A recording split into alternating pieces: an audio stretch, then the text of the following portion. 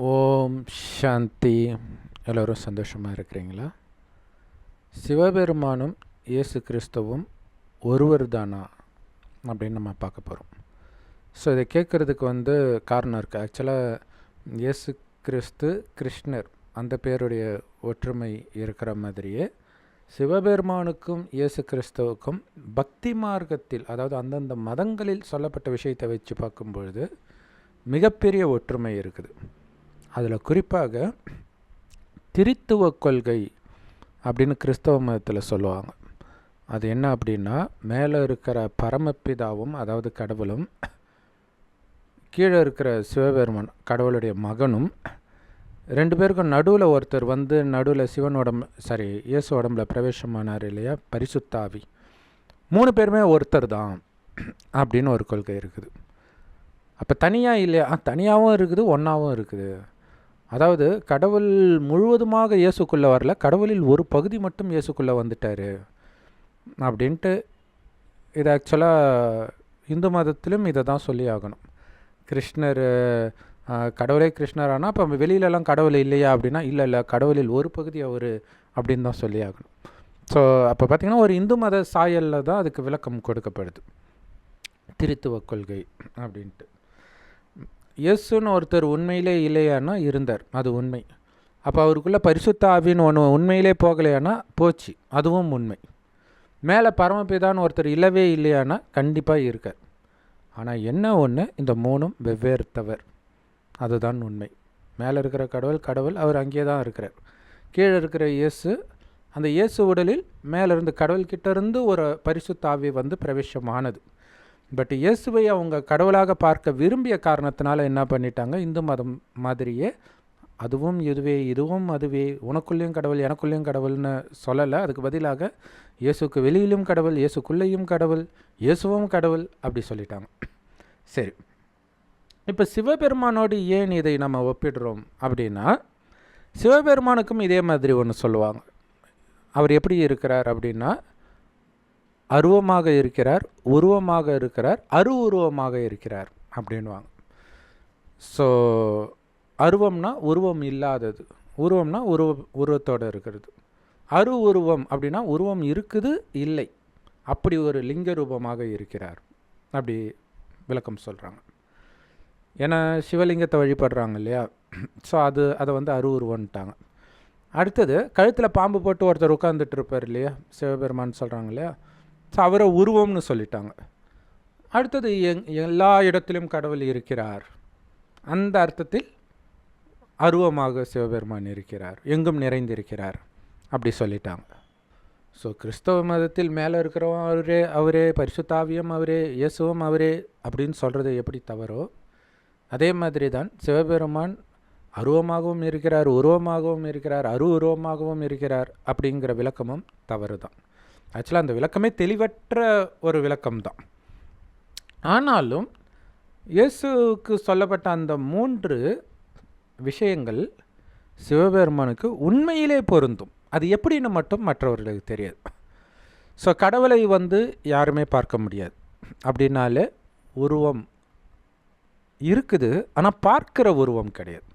அப்படின்னா என்ன அர்த்தம்னா, கண்ணுக்கு தெரிகிற உருவம் கிடையாது. இப்போ வைரஸுக்கும் உருவம் இருக்குது தானே, மைக்ரோஸ்கோப்பில் வச்சு பார்த்தா தெரியுது ஒரு உருவம்.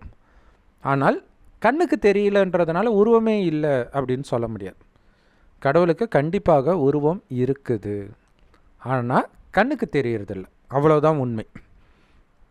சரி, அது ஏன் கண்ணுக்கு தெரியல அப்படின்னா, கடவுள் என்ன சொல்கிறார் அப்படின்னா, உலகத்திலேயே ரொம்ப ரொம்ப நுட்பமான, அதாவது சின்ன பொருள் அப்படின்னு பார்த்திங்கன்னா உங்களுடைய ஆத்மான்றார், அதாவது உயிர்.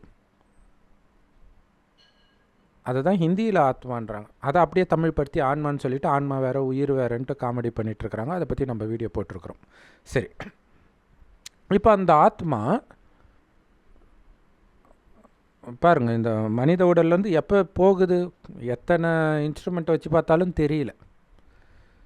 ஸோ அவ்வளவு நுட்பமானது அந்த உயிர். அது பூர்வமத்தில் நட்சத்திரம் மாதிரி ஜொலிக்குது, அதனால தான் இங்கே போட்டு வைக்கிற பழக்கம் இருக்குது. கடவுள் சொல்கிறாரு, உங்களுடைய ஆத்மா எவ்வளவு சின்னதாக இருக்குதோ அதே மாதிரி தான் நானும் இருக்கிறேன். அதை விட ரொம்ப சின்னதாகவோ அல்லது ரொம்ப பெருசாகவோ நான் இருப்பது கிடையாது. நானும் உங்களைப் போலவே ஒரு ஆத்மா தான். ஒரே ஒரு வித்தியாசம், நீங்கள் உடம்பு எடுக்கிறீங்க, அதாவது தாயின் கர்ப்பத்தில் குழந்தையாக பிறக்கிறீங்க. நான் அந்த மாதிரி உடலை எடுப்பதே இல்லை. அப்பா அவர் எங்கே இருக்கிறார்? நான் உடம்புல இங்கே இருக்கிறேன் இல்லையா? ஒவ்வொரு மனித ஆத்மாவும் அவங்கவுங்க புருவ மத்தியில் இருக்குது. கடவுள் எங்கே இருக்கிறார்? ஒரு இடம் இருக்கணும்ல. ஸோ அந்த இடம்தான் இந்த இடம், செம்பன் நிறமான ஒளி உலகம். உண்மையிலே ஆத்மாக்களாகிய நாம் இந்த பூமிக்கு வருவதற்கு முன்பு இங்கே தான் இருப்போம். உலகம் அழியும் போதும் மீண்டும் ஆத்மா உடலை விட்டு இங்கே தான் போகும். உடல் இல்லாமல் வெறும் ஆத்மாவாக குட்டி குட்டி புள்ளியாக காட்டியிருக்கிறதெல்லாம் ஆத்மா. அதே மாதிரி சிவபெருமானும் சின்ன புள்ளி தான். கடவுள் தெரியணுன்றதுக்காக நம்ம பெருசாக வரைஞ்சிருக்கிறோமே தவிர இவ்வளோ பெருசாலும் இருக்க மாட்டார். ஸோ எங்கே இருக்கிறார்? இந்த உலகத்திலே அதாவது நீங்கள் பிரபஞ்சம்னு சொல்லுங்கள், எதை வேண்டுமானாலும் சொல்லுங்கள், இந்த இடத்திற்கு பேர் பரந்தாமம்னு இந்துக்களும் பரலோகம்னு கிறிஸ்தவர்களும் சொல்லுவாங்க. செம்பன் நிறமான ஒளி உலகம். அதை கடந்து ஒரு உலகம் கிடையாதுன்றார். ஸோ அவ்வளோ ஒரு உயரமான இடத்தில் தான் அந்த பரந்தாமம் இருக்குது. அங்கே தான் கடவுள் இருக்கிறார். ஆத்மாக்களாகிய நாமும் அங்கே தான் இருந்தோம். ஸோ அதை கணக்கிடவே முடியாத அளவு தூரம். ஆனால் அங்கேருந்து இந்த பூமிக்கு வர்றதுக்கு எவ்வளோ நேரம் ஆகும் தெரியுமா? கடவுளுக்கு ஃப்ராக்ஷன் ஆஃப் எ செகண்டுன்றோம் பார்த்தீங்களா? அதை விட ரொம்ப, அதாவது நினைக்கிற நேரம் தான். அங்கே போகணுன்னு நினைக்கிற நேரத்தில் அங்கே வந்துடும். கடவுள் மட்டும் இல்லை, நாமளும் அப்படி தான். நாமளும் அங்கேருந்து ஒரு செகண்டில் தான் இங்கே வருவோம். ஏன்னா எண்ணத்தின் வேகம் தான் ஆத்மாவின் வேகம். ஏன்னா எண்ணத்தை எழுப்புறதே ஆத்மா தான். ஏன்னா அந்த ஆத்மாவுக்குள்ளே தான் மனம் புத்தி இருக்குது. ஆத்மாவே கண்ணுக்கு தெரியாத நுட்பமான ஒளிப்புள்ளி. அதை விட அதிசூக்ஷ்மமாக மனமும் புத்தியும் இருக்குது. சமஸ்காரம்னும் ஒன்று இருக்குது. சரி, இப்போ கடவுள் அங்கே இருக்கிறார். ஒரு ஞானத்தை கொடுக்கிறார். அதை கொடுப்பதற்காகவே கடைசி 100 வருடம் ஒரு வயோதிகர் உடலில் வரார். முதல்ல அவர் கொடுக்குற ஞானத்தை பார்ப்போம். இது 5000 வருட காலச்சக்கரம். இதில் முதல் பாதி சொர்க்கமாக இருக்கும், அதாவது இந்த பூமி. அடுத்த பாதி இதே பூமி நரகமாகுது. அதாவது பழசாகும்போது துக்கம் கொடுக்கக்கூடியதாக மாறுது. அப்போ அதை நரகம்னு சொல்கிறோம், அவ்வளோதான். சொர்க்கமாக புத்தம் புதிய உலகமாக இருக்கும்பொழுது எந்த விதமான துக்கமும் இருக்காது. பார்க்குறதெல்லாம் சுகத்தை கொடுக்கும், கேட்பதெல்லாம் சுகத்தை கொடுக்கும், எல்லாமே சுகத்தை மட்டுமே கொடுக்கும். மனிதர்களுடைய குணங்களும் தெய்வீகமாக இருக்கும், விலங்குகளுடைய குணமும் தெய்வீகமாகத்தான் அன்பாகத்தான் இருக்கும். அதனால்தான் சிங்கமும் பசுவும் ஒரே நீரோடையில் தண்ணீர் அருந்தியதாக எல்லா மதத்திலும் சொல்லப்பட்டிருக்கும் சொர்க்கத்தில். அது எப்படி சாத்தியம்னா, அங்கே இருக்கிறவங்க எல்லாம் ஆத்மான்ற உணர்வுலேயே இருப்பாங்க. உடல்ன்ற உணர்வுலேயே வரமாட்டாங்க. உடல் இருக்குதுன்னு தெரியும், ஆனால் நான் உடல் கிடையாது. இந்த உடலை இயக்கிற உடலிலிருந்து விடுபட்ட ஆத்மா நான். புறமத்தியில் இருந்துட்டு கண் வழியாக நான் பார்க்குறேன், வாய் வழியாக நான் பேசுகிறேன் அப்படின்னு பிரித்து உணர்வாங்க. உடல் வேற ஆத்மா வேறன்னு அந்த உணர்விலே தான் இருப்பாங்க. பிறரிடம் பழகும்போதும் அவங்கள பூர்வ மத்தியில் அந்த ஆத்மாவதியம் பார்ப்பாங்க. ரொம்ப அழகாக இருப்பாங்க, அவங்களுடைய உடல் அவ்வளோ அழகாக இருக்கும். ஆனால் அந்த அழகுக்கு மயங்க மாட்டாங்க. காரணம், அவங்களுடைய கவனம் அழிவற்ற ஆத்மாவில் இருக்கும். புத்தினால் அந்த ஆத்மா தான் உடல் மூலமாக அனைத்து காரியங்களையும் செய்யுதுன்ற அந்த புரிதலோடவே எப்பொழுதும் இருக்கிற காரணத்தினால சதா ஆனந்தமாகவும் அமைதியாகவும் இருப்பாங்க. ஏன்னா ஆத்மாவுடைய உண்மையான குணமே சச்சிதானந்த ஸ்வரூபம், அமைதியும் ஆனந்தமும் நிரம்பியதாக. ஸோ அந்த ஆனந்தம் நிரந்தரமாக இருக்கும், ஆனால் ஒரே சீராக இருக்கும். வெளி உலக ஆனந்தம் அப்படியே சல்லுன்னு ஏறும் கிராஃபு, உடனே சல்லுன்னு இறங்கி டிப்ரெஷனுக்கு போகும், மனநோயாளி மாதிரி. ஸோ உலகத்தில் எல்லாரும் அப்படி தான் இருக்கிறாங்க இப்போ. ஆனால் எப்பவும் கிடையாது, சொர்க்கத்தில் அப்படி கிடையாது. அதனால தான் அவங்களுக்கு காரணம் என்ன தெரியுமா? காமம், கோபம், பற்று, பேராசை, அகங்காரம்னா என்னன்னே தெரியாது அவங்களுக்கு. ஏன்னா உடம்புன்னு நினச்சா தானே இதெல்லாம் வரும். இப்போ ஆத்மா நினைக்கிறனால சதா அன்பு, அமைதி, ஆனந்தம், தூய்மை, இந்த எண்ணங்களைத்தான் அவங்க உருவாக்குவாங்க. ஸோ அதனால தான் சொர்க்கமாகவே முதல் 2500 வருஷம் இருந்துச்சு. செல்ஃபோன் சார்ஜ் குறையிற மாதிரி ஆத்மாவுடைய சார்ஜும் கொஞ்சம் கொஞ்சமாக குறைஞ்சி ஒரு டைமுக்கு அப்புறம் என்ன ஆகிடுது, ஆத்மாவில் கவனம் செலுத்த முடியாமல் கவனச்சிதறல் ஏற்பட்டு வெளி உலகத்தில் கவனம் போகுது. அப்போ வெளி உலக கவர்ச்சியில் மயங்குது, புலனின்பத்திற்கு மயங்குது. அப்போ தான் காமம், கோபம், பற்று, பேராசை, அகங்காரன்ற சாத்தான் மனிதர்களுக்குள்ளே உருவெடுக்க ஆரம்பிக்குது. சாத்தானுக்கு அடிமையாகிறோம். அதனால தான் அதை நாம் நரகம்னு சொல்கிறோம் அடுத்த 2100 வருஷம். ஸோ அப்போ பாவம் செய்ய செய்ய என்ன ஆகும்னா, கடவுள் கொடுத்த ஆரோக்கியமான உடல், அழகான உடல், அளவற்ற செல்வம், ஃபஸ்ட் கிளாஸான இயற்கை எல்லாமே தன்னுடைய தரத்தை இழந்துக்கிட்டே வரும். சதோ பிரதானத்திலேருந்து சதோவாகி, சதோவிலேருந்து ரஜோ, ரஜோவிலேருந்து தமோ, தமோவிலேருந்து தமோ பிரதானம். சதோ பிரதானம்னா ஃபஸ்ட் கிளாஸ் ஹையஸ்ட் குவாலிட்டி, தமோ பிரதானம்னா இருக்கிறது லோயஸ்ட் குவாலிட்டி. அந்த மாதிரி உலகம் மாறிடுச்சு, நாம் மாறிட்டோம், நம்ம உடம்பு மாறிடுச்சு, எல்லாமே ஆயிடுச்சு. அப்படிங்கிற விஷயத்தை சொல்லத்தான் கடவுள் கடைசி 100 வருடம் ஒரு வயோதிகர் உடலில் வந்து அவருக்கு பிரம்மான்னு பேர் வைக்கிறார். எதுக்கு இந்த ரகசியத்தை சொல்கிறாருன்னா, உடல்னு நினச்சதுனால தான் அனைத்தையும் இழந்தீங்க. இப்போ மீண்டும் நான் உடம்பு கிடையாது, ஆத்மான்னு உணருங்கள், சொர்க்கத்துக்கு வர முடியும் ஆத்ம உணர்வில் இருந்தால்.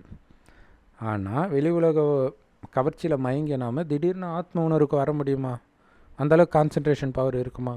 இருக்காது. ஸோ அதுக்கு அந்த தூய்மையின் சக்தியை நிரப்புறதுக்கு தான் எப்போவுமே தூய்மையாக இருக்கக்கூடிய என் ஒருவனை நினைவு செய்யுங்கன்னு சிவபெருமான் சொல்கிறார். அந்த வயோதிகர் வாய் வழியாக, வயோதிகருக்கு பிரம்மன் பேர் வைக்கிறார். ஸோ பிரம்மா வாய் வழியாக சிவன் கொடுக்கும் ஞானத்தை கேட்பவர்களுக்கு பேர் தான் பிரம்மா குமார், பிரம்மா குமாரிகள். ஸோ இறைவன் கொடுக்குற ஞானம் பிரம்மகுமாரிகள் ராஜயோக தியான நிலையத்தில் முற்றிலும் இலவசமாக கிடைக்கிது. யூடியூப் வெப்சைட்ஸில் இருக்க அதோட லிங்க் இந்த வீடியோக்கு டிஸ்கிரிப்ஷனில் கொடுக்குறோம், அவசியம் பார்த்து பயன்பெறுங்க. இப்போ பாருங்கள், இறைவனுக்கு உருவம் இருக்குது, ஆனால் பார்க்க முடியாது பரந்தாமத்தில் இருக்கும்போது. அதே இறைவன் வேற ஒருத்தர் உடலில் வரார். அவர் தாயின் கர்ப்பத்தில் குழந்தையாக பிறந்து நேரத்தை வீணாக்க மாட்டார். பிறந்துட்டாலே இந்த ஞானம் அவருக்கு மறந்து போயிடும். அப்போ ஒரு வயோதிகர் உடலை பிரவேசமாக்கி அவருக்கு பிரம்மான் பேர் வைக்கிறார் இல்லையா? இப்போ ஒரு உருவம் கிடைச்சிடுச்சு, பார்க்கக்கூடிய உருவம். அவருக்கு உருவம் இருக்குது, பட் பார்க்கக்கூடியவராக தெரிகிறார், பிரம்மாவாக தெரிகிறார். ஆனாலும் பிரம்மா அவர் கிடையாது இல்லை. மனித உடலை அவர் எடுக்கிறார். இதை நான் ஏன் சொல்கிறேன்னா, மேலே பிதாவும் அவரே, கீழே இருக்கிற இயேசுவும் அவரேன்னாங்க இல்லையா? அது இயேசுவுக்கு பொருந்தது, சிவபெருமானுக்கு பொருந்தும். மேலே இருந்த அவரே இவர் உடலில் வருகிறார். இவர் மகன் இல்லையா? பிரம்மா, நாம் எல்லாருமே கடவுளுக்கு மகன் தான், சிவபெருமானுக்கு மகன் தான். அந்த சிவனைத்தான் அல்லாஹ் பரமபிதான்றோம். கடவுள் ஒருவரே, தாயின் கர்ப்பத்தில் பிறந்த யாரும் கடவுள் கிடையாது. பிரம்மா கடவுள் கிடையாது, அந்த உடலுக்குள்ளே அவர் இருக்கிறார். அப்போ இவருக்குள்ளேயும் சிவன் இருக்கிறார், எப்பவும் இல்லை, இந்த ஞானத்தை கொடுக்கும்பொழுது. ஸோ இங்கே உடலற்ற நிலையிலும் இருக்கார், அது நிராகார நிலைன்னுவோம். நிராகாரனா உடலற்ற நிலைன்னு அர்த்தம், ஹிந்தி வார்த்தை. அடுத்தது சாக்கார ரூபத்திலும், அதாவது பிரம்மா உடலில், உடல் சாக்காரம்னா உடல், ஸோ அதுலேயும் இருக்கிறார். இப்போ இந்த ஞானத்தை கொடுக்கிறார். எதுக்கு கொடுக்கிறார்? நீங்கள் ஆத்மானு வந்து பரமாத்மாவை செவ்வானத்தில் நட்சத்திரம் மாதிரி சதா நினைவு செய்ய செய்ய வெளி உலக கவர்ச்சியிலேருந்து உங்களுடைய புத்தி விலகும். ஏன்னா ஆத்மாக்குள்ளே சக்தி நிரம்பும். அப்போ வெளி உலக கவர்ச்சியிலேருந்து புத்தி விலக விலக நீங்கள் உடலை விட்டு பிரிவதற்குள், அதாவது இறப்பதற்குள், நீங்கள் முழுக்க முழுக்க காமம், கோபம், பற்று, பேராசை, அகங்காரத்தை வென்றுட்டீங்க, இறைவனுடைய நினைவில் மட்டும் மூழ்கி அப்படின்னா மீண்டும் கலியுகத்தில் பிறக்க வேண்டிய அவசியம் இல்லை. ஏன்னா கலியுகத்தின் குணம் தான் காமம், கோபம், பற்று, பேராசை, அகங்காரம். அந்த குணமே உங்களுக்கு இல்லை. சொர்க்கத்தில் எப்படி குணம் இருக்கோ அந்த மாதிரி மாற்றிக்கிட்டீங்க. ஆனால் சொர்க்கம் இன்னும் வரல, கலியுகம் அழிந்து தான் சொர்க்கம் வரும். அப்போ என்ன பண்ணுறது? இறந்த பிறகு அந்த ஆத்மா எங்கே போகும்? ஏன்னா அதோடைய குணத்திற்கேற்ற இடத்திற்கு தான் போகும். சொர்க்கத்துக்கு அது தயாராகிடுச்சு, ஆனால் சொர்க்கம் வரல. அதற்காகவே கடவுள் படைக்கிறார் ஒரு உலகத்தை. அவர் இருக்கிற பரந்தாமத்துக்கும் இந்த பூமிக்கும் இடையில் ஒரு ஒளி உலகம். அதை தான் சூக்ஷ்மலோகம் அப்படின்னு சொல்லுவோம், சைவ சித்தாந்தத்தில் கூட சொல்லுவாங்க. ஸோ அங்கே இறைவனுக்கு சமமாக தூய்மையான ஆத்மாக்கள் மேலே போவாங்க, அல்லது சொர்க்கத்துக்கு தகுதி பெற்ற ஆத்மாக்கள் சொர்க்கம் வரும் வரைக்கு தற்காலிகமாக அங்கே இருப்பார்கள். அவங்க பேர் ஃபரிஸ்தா அப்படின்னு ஹிந்தியில் சொல்லுவோம், சூக்ஷ்ம தேவதைகள் அப்படின்னு புரிஞ்சுக்கலாம். அதாவது தேவதை, சொர்க்கத்தில் வாழ்ந்த தெய்வங்கள், லக்ஷ்மி, நாராயணன், ராமர், சீதை, இந்த மாதிரி 33 கோடி தேவதைகள் இருக்கிறாங்க இல்லையா? அந்த தேவதைகள் சூக்ஷ்ம உடலில் மேலே இருக்கிறாங்க. தேவதைகள் தான் ஆனால் உடம்பு கிடைக்காம சூக்ஷ்ம ஒளி உடலில் இருக்கிறாங்க. இந்த உடலை விட்ட பிறகு ஒளி உடலோடு வரும். அது பூமியில் சுற்றிக்கிட்டு இருந்தால் அது பேர் பேய். அது பூமியே பிடிக்காமல் சூக்ஷ்ம உலகத்துக்கு மேலே போயிடும். அங்கேருந்து உலகத்திற்கு சக்தி கொடுக்கும் கடவுளோடு சேர்ந்து. ஸோ அதுதான் சூக்ஷ்மலோகன்றது. அப்படி பிரம்மா உடலில் வந்து சிவபெருமான் இந்த ஞானத்தை கொடுக்கிறார். எல்லோரும் கேட்கிறோம், பிரம்மாவும் கேட்குறார், முயற்சி செய்கிறார். அவர் தான் ஃபஸ்ட்டு சம்பூர்ணமும் அடைகிறார். அதாவது முழுமைத்தன்மை, காமம் கோபம் பற்றி பேராசை அகங்காரத்தை முற்றிலும் வென்று மேலே போய் சூக்ஷ்ம தேவதையாக இருக்கிறார். அவங்க சொல்கிறாங்களே பரிசுத்த ஆவி, இப்போ பரிசுத்த ஆவியாக இவர் தான் இருக்கிறார். ஆனால் அவங்க என்ன நினச்சிக்கிறாங்க, மேலேருந்து கீழே பரிசுத்த ஆவி வரும். அது ஆனால் உண்மை தான் அவங்க சொல்கிறது. ஏன்னா சிவபெருமான் மேலே இருக்கிறாரு, இது ஒரு மரத்தை தலைகீழே தொங்க விட்ட மாதிரி இருக்குல்ல. இங்கே மேலே இருக்கக்கூடிய ஆத்மாக்கள் தான் முதல்ல பூமிக்கு வரும். அதெல்லாம் சொர்க்கத்தின் தேவதைகள். அதெல்லாம் முடிந்த பிறகு ஒரு கிளை, கிறிஸ்தவ மதத்துக்குன்னு ஒரு கிளை இருக்கும், முஸ்லீம் மதத்துக்குன்னு ஒரு கிளை இருக்கும், சீக்கிய தர்மத்துக்குன்னு ஒன்று இருக்கும், புத்த தர்மத்துக்குன்னு ஒன்று இருக்கும். உலகத்தில் உள்ள அத்தனை மதங்களுக்கும் ஒரு கிளை இருக்கும். அப்போ கிறிஸ்தவ தர்மத்துக்கான ஆத்மா முதல் ஆத்மா கிறிஸ்து ஆத்மா. இயேசுங்கிறவர் ஏற்கனவே இங்கே வாழ்ந்த மனிதர்.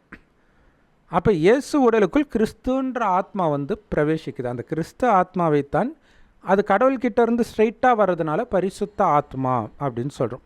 அவங்க பரிசுத்த ஆவின்ட்டாங்க. ஏன்னா ஒளி உடலோட கண்ணுக்கு தெரிந்ததாக பைபிளில் போட்டிருக்கனால அது ஒரு ஆவி உடல் இருக்கனால பரிசுத்த ஆவி அப்படின்னு சொல்லிட்டாங்க. ஸோ பரிசுத்த ஆவி, மற்றதெல்லாம் கெட்ட ஆவி, அழுக்கான அசுத்த ஆத்மாக்கள் அப்படின்னு சொல்லலாம். ஸோ அப்படி வந்ததும் உண்மைதான். ஆனால் அது வந்து மதத்தை ஸ்தாபனை பண்ண வருது, சொர்க்கத்தை உருவாக்க வரல. அதை புரிஞ்சுக்கணும். ஏன்னா இயேசுக்கு அப்புறம் என்ன வந்துச்சு இந்த பூமியில்? சொர்க்கமாக வந்தது, கிறிஸ்தவ தர்மம் வந்தது. இயேசுவே நரகத்தில் தான் வருகிறார். ஏன்னா சொர்க்கத்தில் எந்த மதமும் கிடையாது, நரகத்தில் தான் எல்லா மதமும் உருவாக ஆரம்பிக்குது. சரி, அடுத்தது இப்போ சிவபெருமான் பிரம்மா உடலில் இருக்கிறார் இல்லையா? பிரம்மா சரீரத்தை விடும் பொழுது, அதாவது மரணிக்கும் பொழுது, கலியுகத்தின் அனைத்து குணத்தையும், காமம் கோபம் பற்று பேராசை அகங்காரம் எதுவுமே இல்லை, உடல்ன்ற உணர்வே இல்லை, அந்த நிலையை அடையிறார் இறைவன் நினைவிலே இருந்து. அதனால் என்ன ஆயிடுறார், அப்படியே ஒளி உடலில் மேலே போயிடுறார். ஆனால் பிரம்மா உடலுக்குள்ளே தான் சிவபெருமான் இருப்பார் இல்லையா? ஸோ அவரும் அந்த ஒளி உடல்லே இருக்கிறார். இப்போ அவருக்கு வசதியாக போச்சு, உலகம் ஃபுல்லாக ஒரு செகண்டில் போகலாம். ஏன்னா நினைக்கிற நேரம் தான். இப்போ இந்த ஸ்தூல உடலை தூக்கிட்டு உலகம் ஃபுல்லாக ஒரு செகண்டில் போக முடியாது. ஆனால் சூக்ஷ்ம உடலை தூக்கிட்டு போகலாம். ஏன்னா சூக்ஷ்ம உடல் வந்து வெறும் ஆத்மா எவ்வளோ வேகத்தில் போகுமோ அதே மாதிரி தான் சூக்ஷ்ம உடலும். ஸோ அந்த பிரம்மா உடலில் சிவபெருமான் எங்கே வேணாலும் ஒரு செகண்டில் போகிறத தான் வைஷ்ணவர்கள் கருடன் மேலே விஷ்ணு பறந்துட்டு இருக்கிறார் அப்படி தப்பாக புரிஞ்சுக்கிட்டாங்க. ஸோ இப்போ இன்னொரு முக்கியமான விஷயம், இந்த பிரம்மா தான் சொர்க்கத்தில் பிறவி எடுக்கும்போது கிருஷ்ணராக பிறக்கிறார். கிருஷ்ணர்ன்றது குழந்தை, அது ராஜ பதவி அடையும் போது அதோடைய பேர் நாராயணன். லக்ஷ்மியை கல்யாணம் பண்ணிக்கிறார். கல்யாணம் பண்ண பிறகு தான் அவருக்கு பேர் நாராயணன். ஸோ அங்கே வந்து ராஜா ஆகிறதும் திருமணம் நடக்கிறதும் ஒரே நேரத்தில் நடக்கும். ராமருக்கு கூட திருமணமான உடனே துரத்துறதுக்கு காரணம் என்னென்னா, அடுத்தது பட்டாபிஷேகம் நடந்துடக்கூடாது, அவர் வந்து ராஜா ஆகிடக்கூடாதுன்னு தான். சரி, அப்போ அந்த லக்ஷ்மி நாராயணனை சேர்த்து சொல்லும்போது விஷ்ணுன்னு சொல்லுவாங்க. மகாவிஷ்ணு மகாலட்சுமி ரெண்டுமே லக்ஷ்மி நாராயணன் இணைந்த ரூபம். அதனால தான் 4 கைகள் கொடுக்கப்பட்டிருக்கு. 2 கை லக்ஷ்மியோடையது, 2 கை நாராயணனுடைய கை. ஸோ அப்படி 4 கையை தூக்கிட்டு யாரும் கிடையாது, இணைச்சி சொல்கிறாங்க, அவ்வளோதான். இப்போ இந்த பிரம்மா தான் நாராயணன் ஆகிறார் இல்லையா? ஸோ அந்த பிரம்மாவுடைய உடலில் தான் சிவபெருமான் சவாரி செய்கிறார். கரெக்டாக சொல்லணும்னா கருடன் தான் அந்த பிரம்மாவே. அது மேலே இருக்கிறவர் சிவபெருமான், மேலே இல்லை, அவருக்குள்ளே இருக்கிறார்.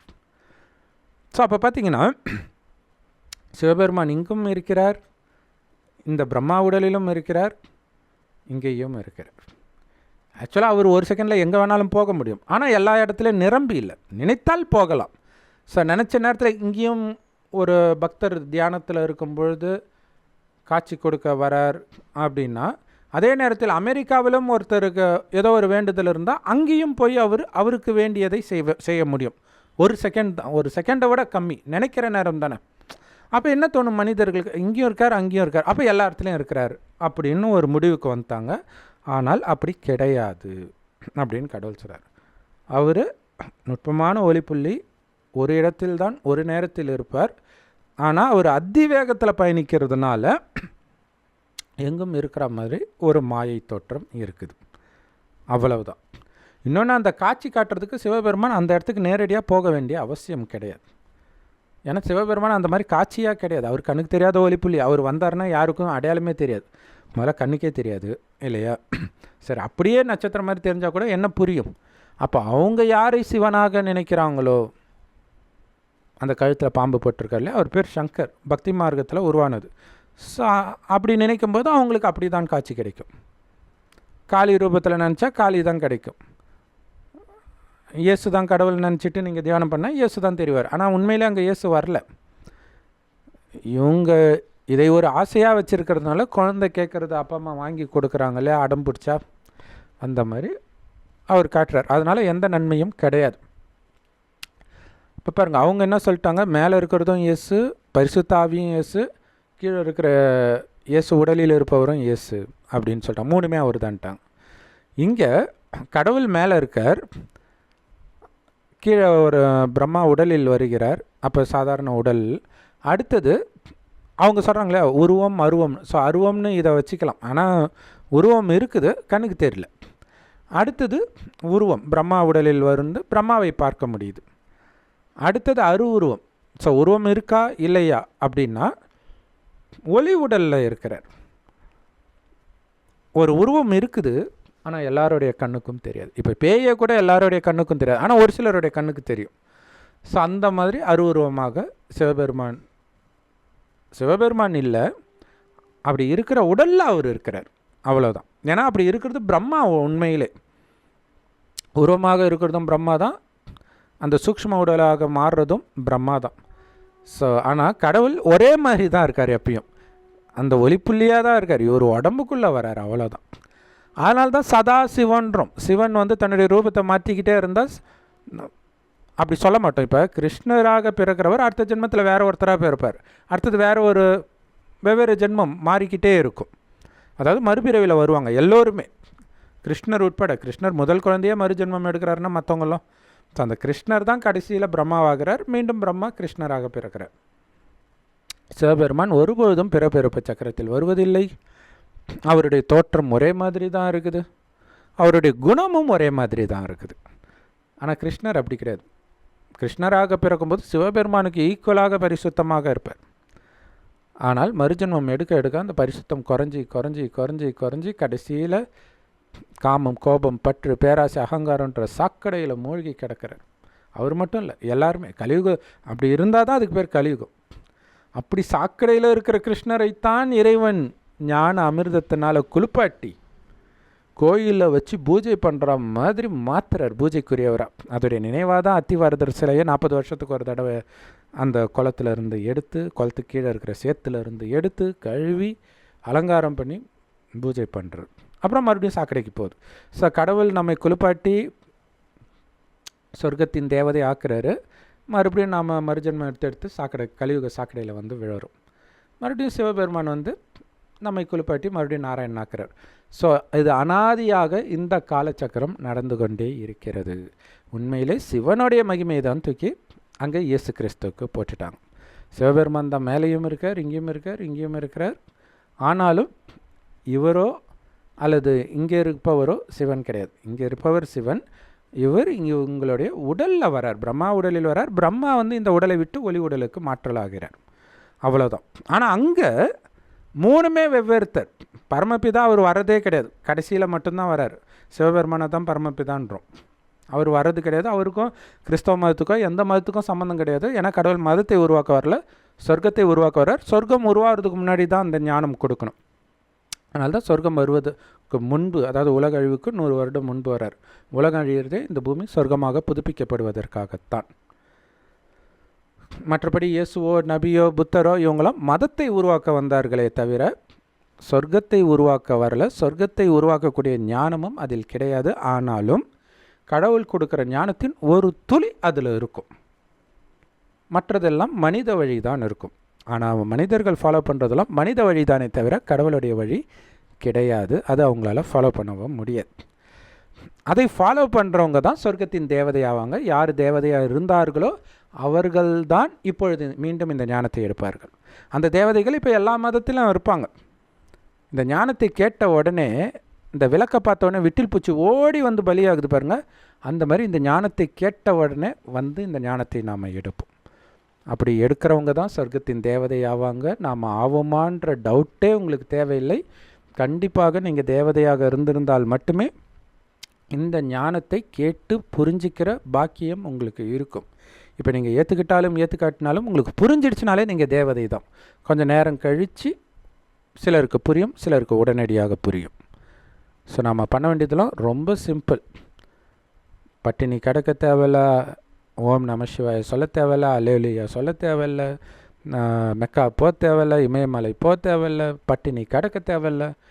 இறைவனுடைய நினைவில் நீங்கள் எல்லா காரியத்தையும் செய்யுங்க. 24 மணி நேரம் இறைவன் மட்டுமே எனக்கு அப்பா, அம்மா, கணவன், மனைவி, குழந்தை அப்படின்ட்டு அவர் நினைவிலே அவரோடவே வாழணும். மற்றபடி உங்கள் குடும்பத்தில் இருக்கிறவங்களுக்கான கடமை செய்வீங்க. ஆனால் புத்தியினால் இறைவன் மட்டும்தான் எனக்கு சகல உறவும். ஏன்னா அவர் மட்டும்தான் ஏமாற்ற மாட்டார். கலியுகத்தில் எல்லோரும் எப்போ வேணாலும் ஏமாற்றுவாங்க. ஆல்ரெடி அவங்க எனக்கு சகோதரனை தவிர வேறு எந்த உறவும் கிடையாது. இந்த ஞானத்தை அனைத்து சகோதரருக்கும் கொடுக்கறதுக்கு மட்டும்தான் என்னுடைய கடமை. மற்றபடி அந்த குடும்பத்தில் இந்த உடல் சார்ந்த உறவுகளுக்கு செய்ய வேண்டிய கடமை செய்வீங்க. ஆனால் புத்தியினால் அவங்கள சகோதர ஆத்மாக்கள்னு புரிஞ்சுக்குவீங்க. அந்த சகோதர ஆத்மான்னு புரிஞ்சுக்கிறது தான் பாயின்னு முஸ்லீம்களுக்கு சொல்கிறது. அவங்களுக்கே இந்த அர்த்தம் தெரியாது, ஏன் சொல்கிறோன்னு தெரியல அவங்களுக்கே. நம்ம பாயினா முஸ்லீமில் இருக்குதுன்னு நினச்சிக்கிறோம். பாயினா சகோதரன், ஹிந்தி வார்த்தை. அப்போ எப்படி ஒவ்வொருத்தரும் சகோதரராக இருக்க முடியும்? ஒரு அப்பாவுக்கு பிறந்தால் தானே. அப்போ சிவபெருமான்ற ஒரு தந்தையுடைய குழந்தைகள் தான் நாம் எல்லோரும். அந்த அல்லாவுடைய குழந்தைகள் தான் நாம் எல்லோரும்னு அர்த்தம். ஆனால் அவங்களுக்கு அல்லா தந்தைனால அதெல்லாம் கிடையாது, அப்போ தாய் வேணுமே அப்படின்வாங்க. கரெக்டு தான். அல்லா தந்தை, தாய் மூலமாக தான் குழந்தை பிறக்கும். ஆனால் நம்மளை இங்கே தத்தெடுக்கிறார். தாய் சொல்லி தான் இவர் தந்தைன்னு தெரியும். அப்படி பிரம்மா வாயை பயன்படுத்தி சிவபெருமான் ஞானத்தை சொல்கிறதுனால இந்த பிரம்மா தான் நமக்கு தாயாகிறாங்க. ஸோ இந்த பிரம்மாவுடைய நினைவார்த்தம் தான் ஏவாள் அப்படின்ட்டு கிறிஸ்தவ மதத்திலும் இஸ்லாம் மதத்திலும் சொல்லப்படுறது. ஓம் சாந்தி. தேங்க்ஸ் ஃபார் வாட்சிங். ஸோ இறைவனுடைய ஞானம் எல்லா பிரம்மகுமாரிகள் ராஜயோக தியான நிலையத்திலும் முற்றிலும் இலவசமாக கிடைக்குது. யூடியூப் வெப்சைட்ஸில் இருக்குது. அதோடைய லிங்க் இந்த வீடியோக்கு டிஸ்கிரிப்ஷனில் கொடுக்குறோம். அவசியம் பார்த்து பயன்பெறுங்கள். சிவபெருமான் தான். கடவுள் தான். யாரும் கடவுள் ஆக முடியாது. ஆனால் கடவுளை நினைத்து கடவுளுக்கு சமமாக பரிசுத்தமாகலாம். அப்படி ஆகிறவர் அங்கே சொர்க்கத்தில் ஸ்ரீகிருஷ்ணராக பிறக்கலாம். ஸோ அப்படி ஆகிறீங்களா இல்லையான்றது உங்கள் கையில் தான் இருக்குது. ஓம் சாந்தி. தேங்க்ஸ் ஃபார் வாட்சிங்.